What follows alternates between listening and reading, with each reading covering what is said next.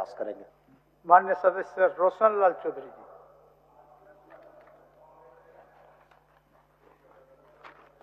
धन्यवाद अध्यक्ष महोदय। सवाल था विस्थापन, भूमि अधिग्रहण, पुनर्वास और विस्थापन से संबंधित। क्रमवार जवाब आया है, लेकिन एक भी जवाब स्पष्ट नहीं है और संतोषजनक नहीं है।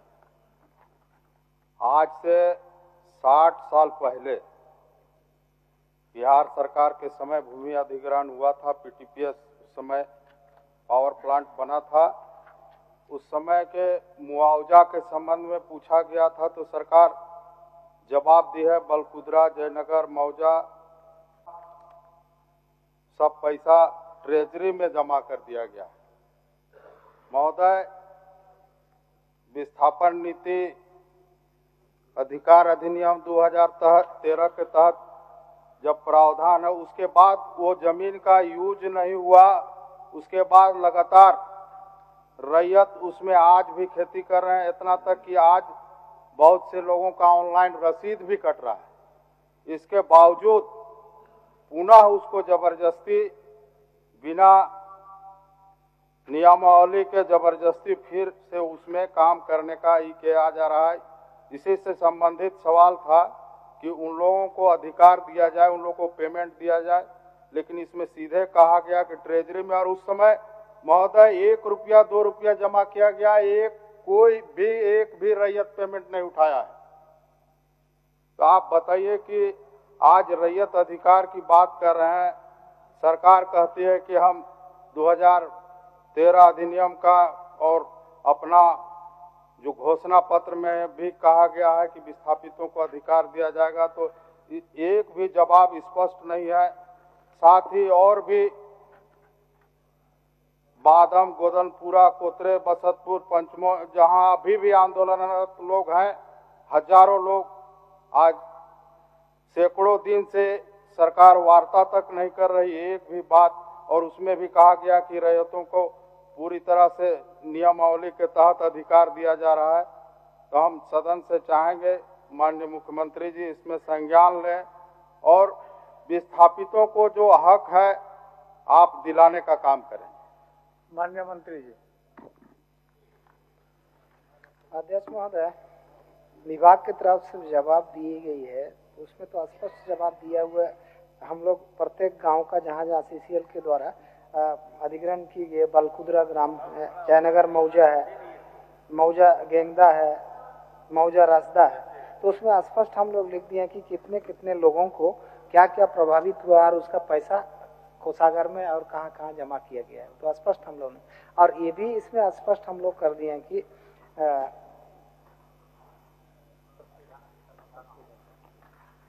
6/3/2025 को ग्रामवार रैयतों तथा पीबीयूएनएल प्रबंधन को उपायुक्त रामगढ़ की अध्यक्षता में उनके पक्ष एवं राय लेकर समस्या समाधान की कार्रवाई की जा रही है।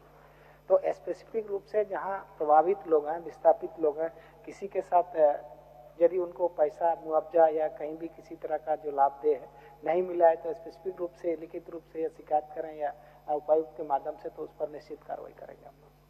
माननीय सदस्य संतुष्ट है। आज भी बता दे रहे हैं, हजारों लोग बादम, गोदलपुरा, कोतरे, बसतपुर, पंचमो में, मतलब आज 100 दिन होने चला, वहां वार्ता तक सरकार की तरफ से पहल नहीं किया गया। एक भी सरकार के द्वारा जो नियम बनाएगा उसी को लागू नहीं हो रहा है। महोदय, हम सिर्फ चाहते हैं उन लोग से वार्ता करके जो सरकार नियमावली बनाए वो तो अधिकार उनको दे दे। आप हस्ताक्षरी हैं, बोलिए।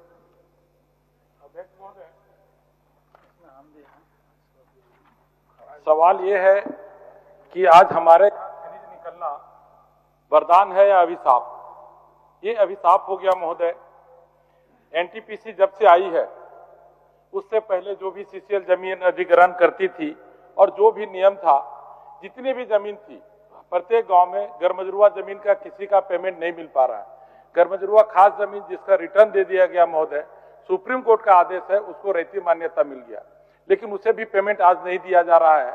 किसी को 1 लाख रुपये एकड़, किसी को 1.5 लाख रुपये एकड़ दे के कंपनी के जितने भी पदाधिकारी डरा धमका के पोजीशन ले रहे महोदय। जरूरत है आज झारखंड का न्यूनतम एक्विजिशन पॉलिसी लाने का, जो दूसरे स्टेट में भी है, खास करके हरियाणा में हम आज से 10-15 साल पहले का देख रहे थे 58 लाख रुपए प्रति एकड़ था। तो हम झारखंडी खुद गरीब हो रहे हैं महोदय, हमको कोई गरीब नहीं कर रहा है, चाहे सीएम कोई बने, गरीब हम लोग खुद हो रहे हैं। हम लोग खुद अपना कोई पॉलिसी नहीं ला पा रहे महोदय, जिसके चलते आज ये समस्या दिन प्रतिदिन बढ़ रहा है।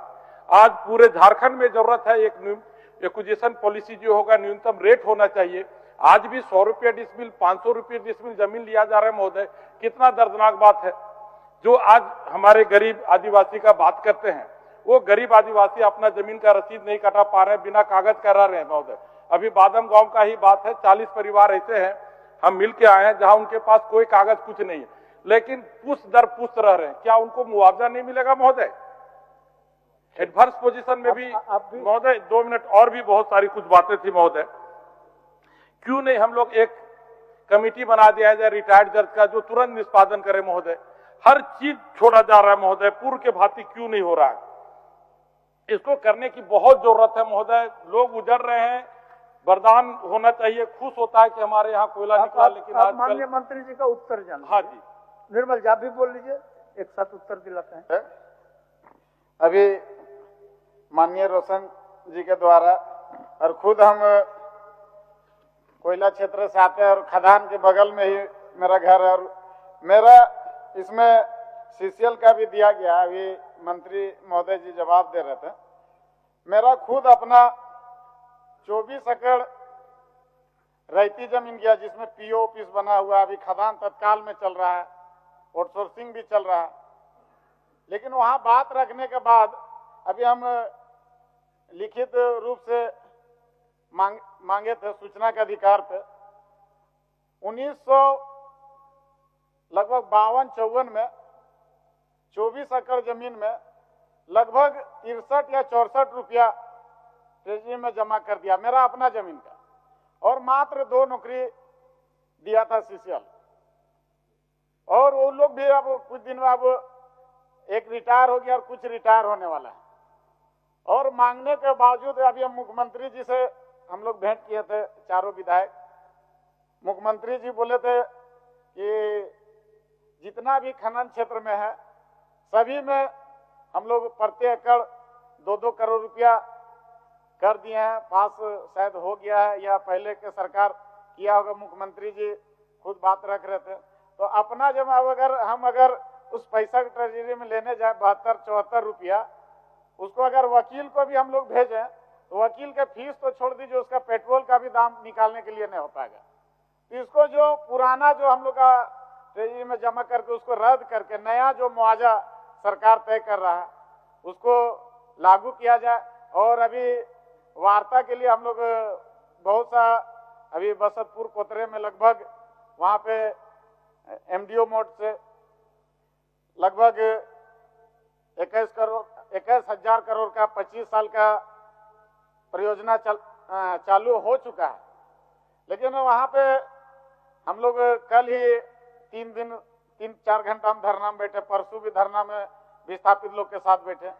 हम लोग चाह रहे हैं कि ग्रामीण लोग वार्ता करने के लिए डीसी को भी हम वहीं से फोन लगाए। कल भी एससी लोग जो है पूरा पदाधिकारी लोग गया वहाँ पे।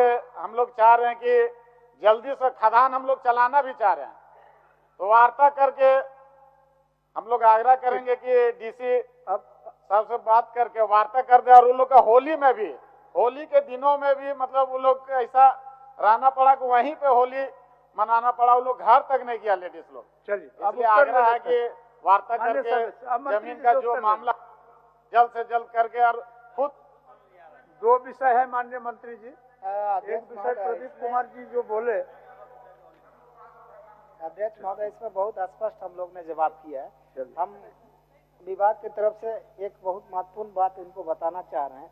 जैसे जिला अंतर्गत हजारीबाग के पकरी, बरवाडी, करंडारी एवं चट्टी बरियातू कोयला खनन परियोजना हेतु कोल बियरिंग एक्ट 1957 के तहत अधिसूचित भूमि पर भू अर्जन, पुनर्स्थापन, पुनर्वासन जो एक्ट 2013 का अनुसूची 1, 2 और 3 प्रावधान लागू नहीं होता है।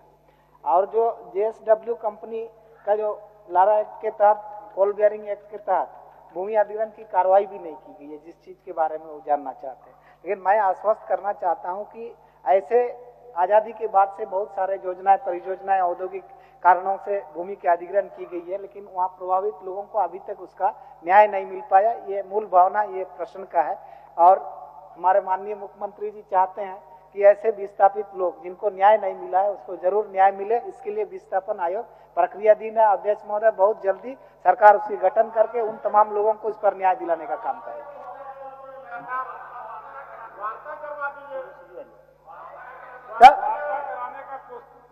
पॉलिसी लाइन महोदय, पॉलिसी लाने का उपाय किया जाए महोदय, कमेटी बनाया जाए महोदय, स्थिति भयावह है। एक एक आदमी मातो जी भी उन्हीं क्षेत्र का, उनका भी मतलब उस परियोजना में आधा विधानसभा में उनका भी पड़ रहा है और मांडू विधानसभा, दोनों विधानसभा प्रभावित है। और आज ग्रामीण द्वारा मुख्यमंत्री से वार्ता का लिया गया था, हम गए थे तो बोले थे कि माननीय मंत्री जी, ग्रामीण लोग भी पहुंचे हुए वार्ता के लिए, शायद माननीय मंत्री जी हैं यहाँ पे, तो दोनों का प्रोजेक्ट पड़ रहा। 26 साल का है प्रोजेक्ट, आधा आपका 16 साल मेरा यहाँ चलेगा, 10 साल माननीय मंत्री जी का यहाँ चलेगा। तो आग्रह है कि वार्ता एक हो जाता तो माननीय मंत्री जी, इन लोगों का आकांक्षा है या इच्छा है एक वार्ता इस बीच में हो जाए। मंत्री जी से अनुरोध है महोदय, और एक चेकलिस्ट बना के दिया जाए कि ये नियम के तहत पेमेंट मिलेगा, 4-5 पॉइंट दीजिए, ज्यादा कॉम्प्लिकेटेड नहीं किया जाए और मिनिमम रेट तय किया जाए और जो भी प्रक्रिया उसको सरल बनाया जाए महोदय। चलिए माननीय मंत्री जी। अध्यक्ष महोदय, हमने स्पष्ट कहा है कि बहुत सारे लोगों को, सिर्फ यहाँ के मामले नहीं है, पूरे राज्य में, झारखंड राज्य में बहुत सारे ऐसे योजनाएं, परियोजनाएं हुई है जिससे विस्थापितों को लाभ नहीं मिला है। उसके लिए सांकेतिक रूप से राज्य सरकार विस्थापन आयोग का गठन कर रही है ताकि सभी चीजों का समीक्षा हो और उन लोगों को न्याय मिल सके। अध्यक्ष ठीक, चलिए कुछ बोल रहे थे।